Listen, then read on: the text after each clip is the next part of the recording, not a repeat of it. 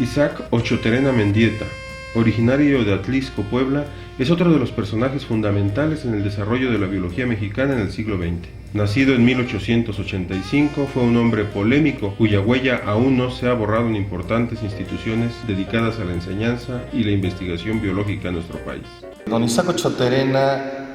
fue un autodidacta. Realizó estudios en la Escuela Nacional Preparatoria, mismos que no concluyó, pero en 1901 obtuvo la autorización para ejercer como profesor rural. Se presentaba un examen, quien lo aprobaba obtenía esta acreditación para ser profesor rural, iniciando sus actividades en diversas localidades del interior del estado de Puebla. Por esas épocas, en 1903, publica su primer artículo titulado Algo de Paleontología en una revista de Puebla llamada El Monitor Escolar, y a partir de entonces tiene esta larga trayectoria de publicación de trabajos de manera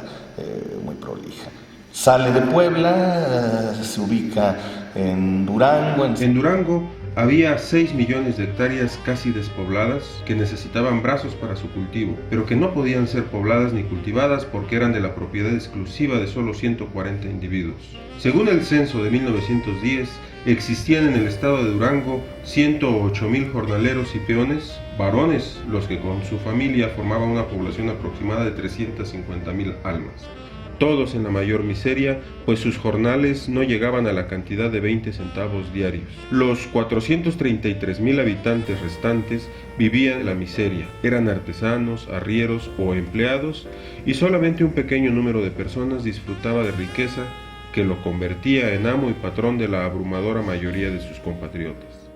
Ochoterena había tomado fama como botánico en su estancia en los estados de Durango y San Luis Potosí, donde trabajó intensamente acerca de las plantas jerófitas y las cactáceas.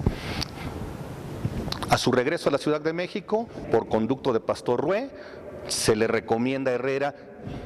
su contratación, la contratación de Ochoterena como botánico, pero la visión biológica de Herrera hace que lo que exista aquí no haya sido una sección de botánica, sino de biología vegetal y botánica. Y con esta orientación, en estas instalaciones, Ochoterena empezó sus grandes trabajos microscópicos. Se vuelve un experto en el uso de la técnica microscópica para el estudio de la citología de las células vegetales y la histología vegetal. Ochoterena pasó de una gran dedicación por la botánica, en especial por el estudio de las cactáceas, hacia un campo de interciencia entre lo específicamente biológico y lo médico, la histología. Junto con ello, imprimió a toda su actividad un perfil nacionalista, pues procuró articular sus estudios con elementos mexicanos, como el estudio de las levaduras del pulque, una de las cuales fue denominada en su honor. Ocaranza, Ochoterena y Ramírez formarán la Sociedad Mexicana de Biología para confrontar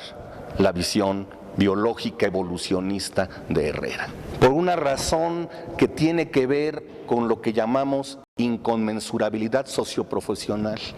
No hay compatibilidad entre la visión, entre el discurso de la comunidad médica y el discurso de Herrera, que plantea una biología naciente como una ciencia autónoma y unificada.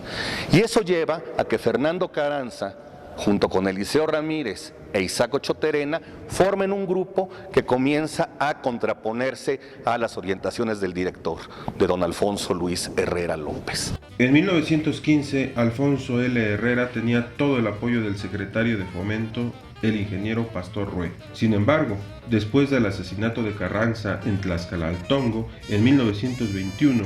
y del ascenso al poder de la troika sonorense, los apoyos que Herrera tenía en el estado desaparecieron progresivamente. Luego de su salida de la Dirección de Estudios Biológicos,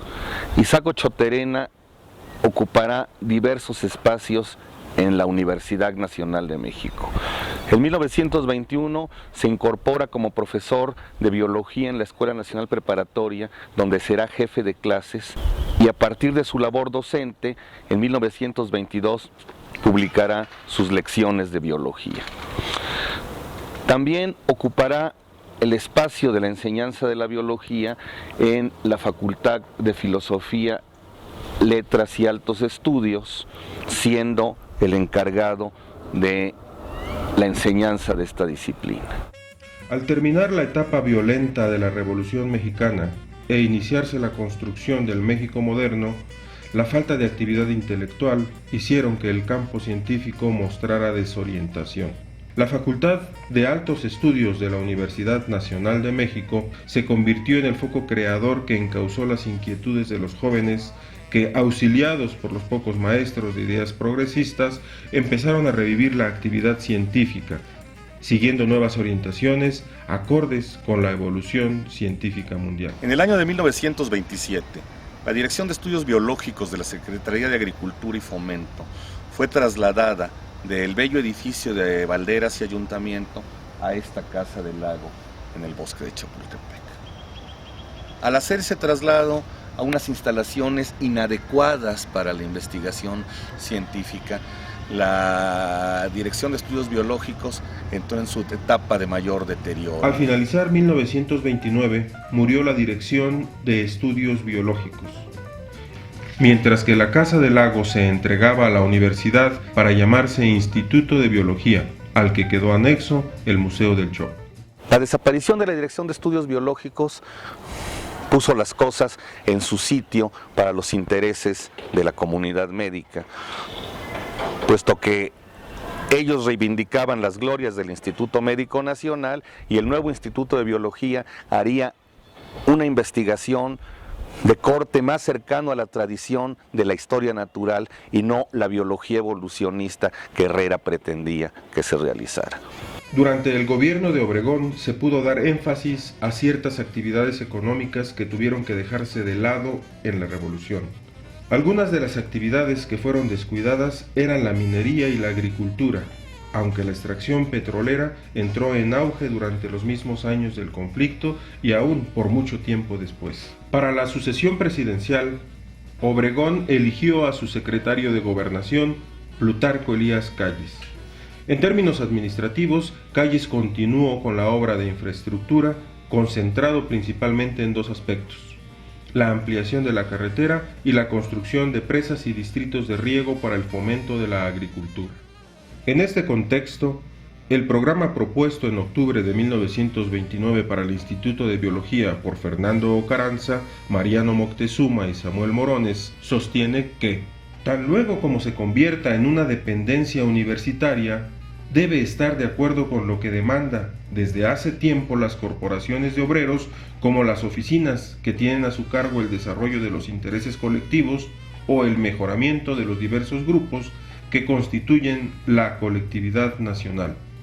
Por ahora, las investigaciones más urgentes han de referirse al hombre y su medio en nuestro país, por lo que se supone que la base de ellas tiene que ser eminentemente fisiológica por cuanto se refiere al hombre y su relación con el medio. Han de dirigirse particularmente a cuestiones de higiene y profilaxis.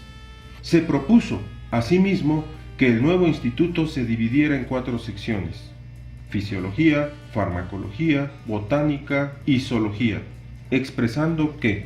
como se ve, no se pide por ahora, por no considerarse necesario en el momento actual de reconstrucción nacional, una sección de biología general que investigue, colaborando con institutos de la misma índole en otros países, acerca de problemas tan arduos y trascendentes como son el origen de la vida y el concepto que de ella puede tenerse, sino que todo su interés se ha de concentrar en la resolución de urgentes problemas nacionales que estén de acuerdo con la organización colectiva, sindical o cooperativista, que desde hace tiempo viene desarrollándose en el país. Para 1930, el Instituto de Biología de la UNAM, bajo la dirección de Isaac Ochoa-Terena, funcionaba decorosamente, aunque siguiendo las orientaciones de la personalidad de don Isaac, una dirección dictatorial con un cerrado espíritu de grupo. La principal tarea del instituto fue la formación de colecciones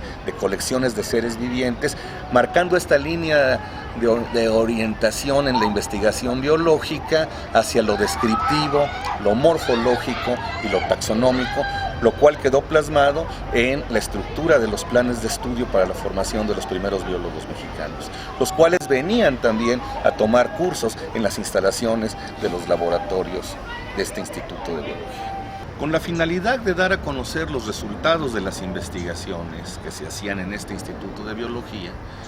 en 1930 aparece también la publicación de su revista, Los Anales del Instituto de Biología, los cuales siguen apareciendo en la actualidad. En esa revista se daba cuenta de las investigaciones realizadas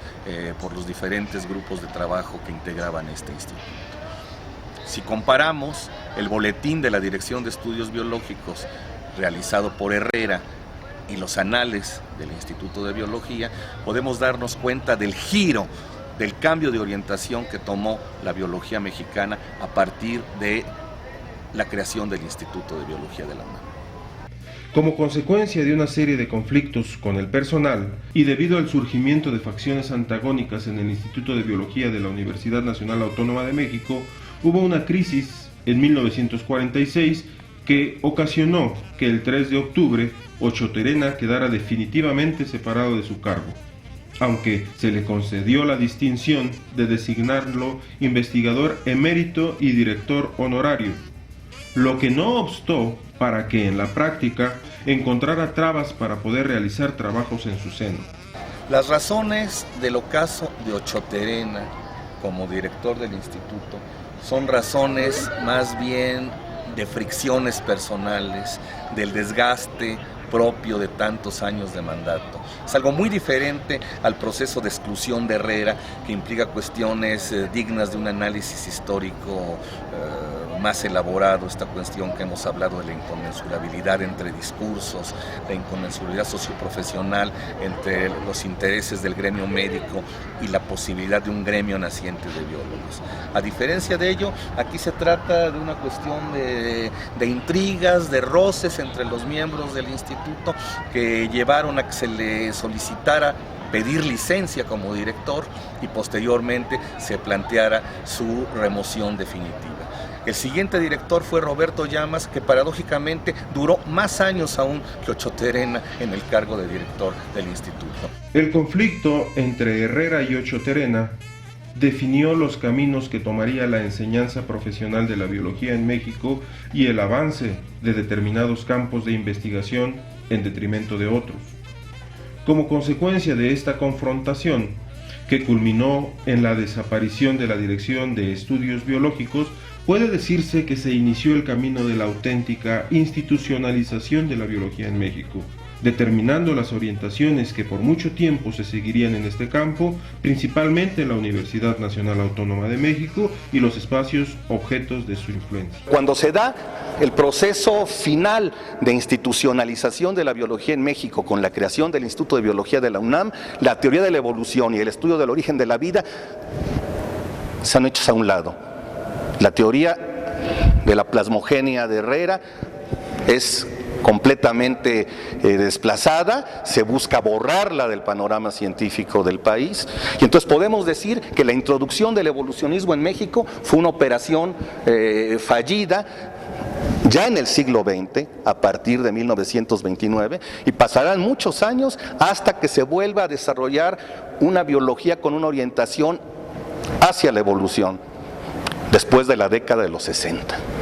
Hemos visto que Ochoa Terena se vinculó con la comunidad médica local, de hecho perteneció a ella, mientras que Herrera tuvo intereses relacionados con la ciencia internacional. Esta diferencia permitió que con Ochoa Terena se diera un sesgo en el desarrollo de la biología hacia aspectos ligados a la medicina y a una biología descriptiva, abandonando el evolucionismo. Se ha mostrado que las inclinaciones evolucionistas de Herrera no pudieron ser asimiladas dentro de la biología mexicana como consecuencia de la ausencia de articuladores de paradigmas con marcada influencia en la comunidad científica nacional. Pero el discurso de Ochoa Terena, más cercano a los intereses predominantes de una comunidad ya establecida, permitiría su aceptación plena.